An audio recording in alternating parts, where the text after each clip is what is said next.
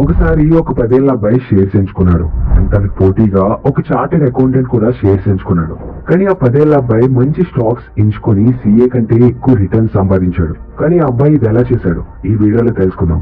అంటుంటారు కదా, బేస్ బాగుంటే బిల్డింగ్ బాగుంటుంది అని. సో ఈ వీడియో స్టాక్ మార్కెట్ లో మీ బేస్ స్ట్రాంగ్ చేసుకోవడానికి. ఫ్రెండ్స్, స్టాక్ మార్కెట్ అని వినగానే మీకు ఎలా అనిపించచ్చు? ఇందులో రోజంతా సిస్టమ్ ముందు కూర్చొని మార్కెట్ పైకి వెళ్తుందా కిందకి వెళ్తుందా అని చూడాలి, అండ్ అది నా వల్ల కాదు అంటుంటారు. అండ్ స్టాక్ మార్కెట్ కష్టం అనే భ్రమతో ఎంతో మంది స్టార్ట్ కూడా చేయరు. సో అందుకే ఈ వీడియోలో బేసిక్స్ చెప్పడంతో పాటు మీకు ఆ ప్రాసెస్ చెప్తాం. ఏదైతే బిజీ లైఫ్ లో జస్ట్ 20 నుంచి 30 నిమిషాల కంటే తక్కువ స్పెండ్ చేసి మీరు మీ జాబ్ లేదా వర్క్స్ తో అసలు టైమే దొరకకపోయినా ఒక సింపుల్ ఆటోమేటెడ్ ప్రాసెస్ తో మీరు ఇన్వెస్ట్ చేయొచ్చు. సో ఈ వీడియోలో జీరో నాలెడ్జ్ నుంచి స్టాక్ మార్కెట్ లో 40-50% లేదా 1-2 ఇయర్స్ లోనే మీ డబ్బు డబుల్ అయ్యే వరకు కంప్లీట్ నాలెడ్జ్ మీకు దొరుకుతుంది. కానీ దానికన్నా ముందు మీ బేస్ స్ట్రాంగ్ చేసుకోవాలి. స్టాక్ మార్కెట్ అంటే ఏంటో మీకు తెలియాలి. మరి స్టార్ట్ చేద్దామా? బిగినర్స్ కి షేర్ మార్కెట్ అనే వర్డ్ వింటేనే భయం వేస్తుంది. మూవీస్ లో చూపిస్తుంటారు కదా, షేర్ మార్కెట్ తో మొత్తం లాస్ అయిపోయినట్టు. బట్ మన ఫ్రెండ్స్ వచ్చి వాళ్ళు చాలా ఎక్కువ మనీ ఎర్న్ చేస్తున్నారని చూపిస్తారు. బట్ స్టిల్ మన ఫ్యామిలీ మెంబర్స్ దానికి దూరంగా ఉండమంటారు. అండ్ ఇది కాకుండా స్కూల్స్ అండ్ కాలేజెస్ లో మీరు కామర్స్ చదివినా గానీ షేర్ మార్కెట్ గురించి కరెక్ట్ గా ఎక్స్ప్లెయిన్ చేయరు. స్టార్టింగ్ లో కన్ఫ్యూజన్ అండ్ నర్వస్నెస్ ఉండడం నార్మల్. బట్ ఈ రోజు ఈ వీడియో తర్వాత మీ కన్ఫ్యూజన్స్ అన్ని క్లియర్ అయిపోతాయి అండ్ మీకు ఎక్కడ ఎలా ఎంటర్ అవ్వాలో తెలుస్తుంది. సో ఫస్ట్ మీకు ఇంట్రెస్ట్ అవడానికి ఒక ఫన్ ఫ్యాక్ట్ తెలుసుకుందాం. ఒకవేళ మీరు 40 years బ్యాక్ విప్రోలో ఇన్వెస్ట్ చేస్తుంటే నాకు తెలుసు మీరు అప్పటికి పుట్టుండరు.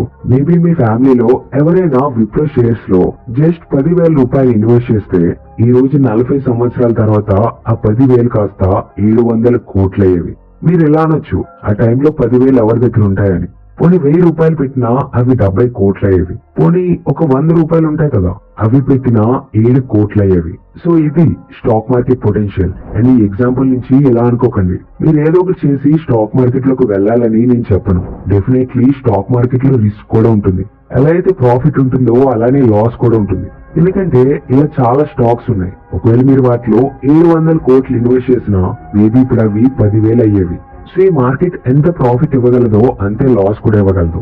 బట్ మనం వీలైనంత ఎక్కువ ప్రాఫిట్ అండ్ వీలైనంత తక్కువ లాస్ వచ్చేలా చేసుకోవాలి. అండ్ ఫస్ట్ అది ఎలానో తెలుసుకోవాలి. అందుకే ఇప్పుడు మీకు ఉండే కొన్ని కామన్ క్వశ్చన్స్ గురించి మాట్లాడదాం. ఫస్ట్ టాపిక్, స్టాక్ మార్కెట్ రిస్కీయా? ఒకవేళ రిస్కీ అయితే ఎంత రిస్కీ? సెకండ్ టాపిక్, మనకి దీని నుంచి ఎంత రిటర్న్స్ వస్తాయి? ఈ మార్కెట్ నుంచి ఏమైనా ఎక్స్పెక్టేషన్స్ పెట్టుకోవాలి. థర్డ్ టాపిక్, ఈ మార్కెట్ లో స్టార్ట్ అవడానికి మీకు ఎంత మనీ కావాలి? మేబీ మీరు బిగినర్, ఒక స్టూడెంట్ అయి ఉండొచ్చు. సో మీరు మీ పాకెట్ మనీతో స్టార్ట్ చేయొచ్చా? అండ్ ఫోర్త్, స్టాక్ మార్కెట్ లోకి ఎంటర్ అయ్యే ప్రాసెస్ ఈజీయా లేదా కష్టమా? డీమ్యాట్ అండ్ ట్రేడింగ్ అకౌంట్ అంటే ఏంటి అండ్ ఎలా స్టార్ట్ చేయాలి? ఫిఫ్త్, ఈ మార్కెట్ కి చెడ్డ పేరు ఎందుకుంది? ఫ్యామిలీ మెంబర్స్ అండ్ ఫిలిమ్స్ లో ఎందుకు భయపడతారు? రీజన్స్ ఏంటి? అండ్ నిజంగా ఈ మార్కెట్ డేంజరసా? ఏంటి మీరు ఈ మార్కెట్ నుంచి దూరంగా ఉండాలా? సిక్స్త్, ఇది చాలా కామన్ క్వశ్చన్. మీది కామర్స్ బ్యాక్గ్రౌండ్ కాదు, మేబీ ఇంజనీరింగ్ లేదా వేరే బ్యాక్గ్రౌండ్ అయి ఉండొచ్చు. అయినా కూడా మీరు ఈ మార్కెట్ లోకి ఎంటర్ అవ్వచ్చా? సెవెంత్, ఈ మార్కెట్ ఎలా రన్ అవుతుంది? షేర్స్ ఎందుకు పైకి కిందికి వెళ్తాయి? షేర్స్ ని ఏ బేసిస్ లో సెలెక్ట్ చేసుకోవాలి? ఎయిత్, మీకు స్టాక్ మార్కెట్ పైన ఇన్ డెప్త్ నాలెడ్జ్ కావాలంటే ఎలాంటి బుక్స్ అండ్ కోర్సెస్ ఉన్నాయి? ఇలా మీకు ప్రాఫిట్స్ రావడానికి కంప్లీట్ నాలెడ్జ్ ఈ వీడియోలో షేర్ చేస్తాం. సో మన ఫస్ట్ క్వశ్చన్, స్టాక్ మార్కెట్ రిస్కీయా? ఇది మిమ్మల్ని ఒక బేసిక్ ఎగ్జాంపుల్ తో అడుగుతాం. బేసికల్లీ మీరు ఒక షేర్ కొంటే ఆ కంపెనీలో ఒక చిన్న భాగం కొంటున్నట్టు.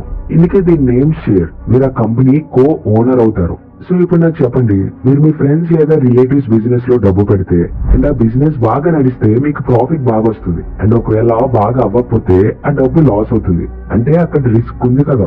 సో ఇదే విధంగా మీరు షేర్ మార్కెట్ లో పెద్ద పెద్ద కంపెనీస్ మీద ఇన్వెస్ట్ చేస్తున్నారు. అది టాటా కంపెనీ అవ్వచ్చు, రిలయన్స్, గోద్రేజ్ ఎక్సెట్రా కంపెనీస్ లో మీరు మీ డబ్బు ఇన్వెస్ట్ చేశాక ఆ కంపెనీస్ లాస్ అయితే మీ డబ్బు కూడా లాస్ అవుతుంది. అండ్ ఒకవేళ ఆ కంపెనీ మంచి గ్రోత్ చూపిస్తే మీ డబ్బు కూడా అంతే బాగా గ్రో అవుతుంది.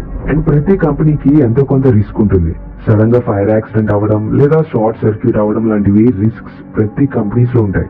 ఇది కూడా సేమ్ మీరు మీ ఫ్యామిలీ మెంబర్స్ లేదా ఫ్రెండ్స్ బిజినెస్ లో డబ్బులు పెడుతున్నట్టే. ఒకవేళ బిజినెస్ బాగా వెళ్తే ప్రాఫిట్స్ లో ఒక పార్ట్ వస్తుంది అండ్ లాస్ అయితే మీరు లాస్ యాక్సెప్ట్ చేస్తారు అండ్ మీకు ఇంట్రెస్ట్ రాదు. సో ఇదే విధంగా స్టాక్ మార్కెట్ లో కూడా మీకు ప్రతి నెల ఇంట్రెస్ట్ రాదు, ఎందుకంటే ఇది లోన్ కాదు. ఎగ్జాంపుల్, ఒకసారి Eicher Motors చూడండి. లాస్ట్ 7 to 8 years నుంచి వాళ్ళ బుల్లెట్ బైక్ సేల్స్ చాలా పెంచారు. దీనివల్ల వాటి షేర్స్ చాలా పెరిగాయి. అంటే మీ ఒక్క రూపాయి 10 నుంచి 20 రెట్లు పెరిగింది. ఇలా చాలా షేర్స్ ఉన్నాయి. నేను మీకు విప్రో ఎగ్జాంపుల్ ఇచ్చాను అండ్ టీవీఎస్ కూడా ఒక ఎగ్జాంపులే. లాస్ట్ 10 years లో 10 times పెరిగింది. ఎంఆర్ఎఫ్ కూడా ఒక ఎగ్జాంపుల్. అండ్ ఇలా మీకు 5 to 6 years లో 10 times రిటర్న్ ఇచ్చేవి చాలా షేర్స్ ఉన్నాయి. డెఫినెట్లీ ఇది రిస్కీ, ఇందుకే రిటర్న్స్ వచ్చినా ఎక్కువ వస్తాయి. అండ్ రిస్క్ తగ్గించి ఎక్కువ రిటర్న్స్ వచ్చేలా చేయడానికి చాలా దారులు ఉన్నాయి. వాటి గురించి కూడా మనం ముందు తెలుసుకోబోతున్నాం. సో సెకండ్ క్వశ్చన్, నాకు రిటర్న్స్ ఎంత వస్తాయి? అండ్ అగైన్ సేమ్ ఎగ్జాంపుల్, ఒకవేళ మీరు మీ ఫ్రెండ్ బిజినెస్ లో మనీ ఇన్వెస్ట్ చేస్తే ఎవరికి తెలుసు, మీరు ఒకవేళ 100 రూపీస్ పెడితే నెక్స్ట్ ఇయర్ మీకు 10% ప్రాఫిట్ రావచ్చు, లేదా 20% రావచ్చు, లేదా 30% రావచ్చు. ఇది చాలా డిఫర్ అవుతుంది. దీనికి ఒక ఫిక్స్డ్ క్రైటీరియా ఉండదు. కొన్ని షేర్స్ ఉంటాయి, అవి ఇయర్స్ వరకు ఒక్క రూపాయి కూడా పెరగవు, ఇంకా రివర్స్ లో తగ్గుతాయి. అండ్ కొన్ని స్టాక్స్ 1 year లోనే 4 to 5 times పెరుగుతాయి. బట్ ఇది ఓన్లీ 1 share గురించే. మీరు ఎంటర్ అయినప్పుడు 1 లేదా 2 షేర్స్ లో ఇన్వెస్ట్ చేయరు, మీరు ఒక పోర్ట్ఫోలియో ఆఫ్ స్టాక్స్ లో ఇన్వెస్ట్ చేస్తారు. మీరు ఎక్కడ నా పోర్ట్ఫోలియో చూడొచ్చు. ఇక్కడ జస్ట్ నేను 1-2 కంపెనీస్ లో ఇన్వెస్ట్ చేయలేదు, ఒక 10 to 12 కంపెనీస్ లో ఇన్వెస్ట్ చేశాం.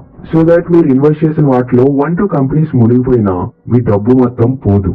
సో ఇందుకే మనం షేర్ మార్కెట్ లో కనీసం 8 నుంచి 10 కంపెనీస్ లో ఇన్వెస్ట్ చేస్తాం. అప్పుడు మనకి రిస్క్ అనేది చాలా వరకు తగ్గిపోయి మంచి రిటర్న్స్ వస్తాయి. మీ దగ్గర ఒక బాస్కెట్ ఆఫ్ స్టాక్స్ ఉంది అండ్ మీరు కరెక్ట్ గా ఇన్వెస్ట్ చేస్తే ఇండియా లాంటి హై గ్రోత్ ఎకానమీ కంట్రీలో లాంగ్ రన్ లో అంటే అట్లీస్ట్ 5 years కి 18 to 20% రిటర్న్స్ రావచ్చు.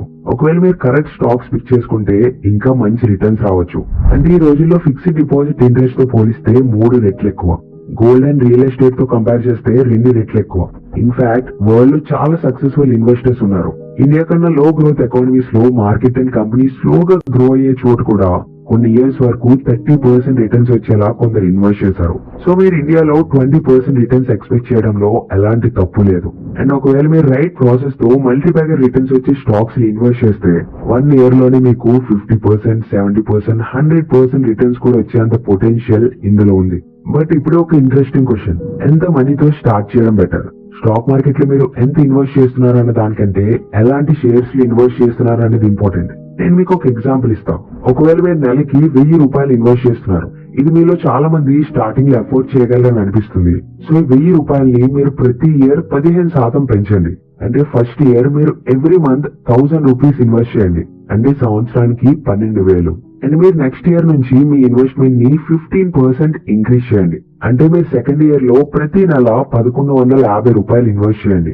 ఇలా ప్రతి ఇయర్ మీ ఇన్కమ్ పెరిగినా, లేదా స్టూడెంట్ లైఫ్ నుంచి ఎర్నింగ్ మెంబర్ అయినా, ఆర్ మీ జాబ్ లో ప్రమోషన్ వచ్చి శాలరీ ఇంక్రీజ్ అయితే మీ ఇన్వెస్ట్మెంట్ ని కూడా అలానే ఇంక్రీజ్ చేయండి. మీరు ఇలా ఎవ్రీ ఇయర్ 15% ఇన్వెస్ట్మెంట్ ని పెంచుకుంటూ వెళ్తే అండ్ మీకు 18 లేదా 20% కాకుండా 15% రిటర్న్స్ వచ్చినా మీరు 1000 తో స్టార్ట్ చేసి 25 years లో మీ దగ్గర 1 crore ఉండేలా చేసుకోవచ్చు.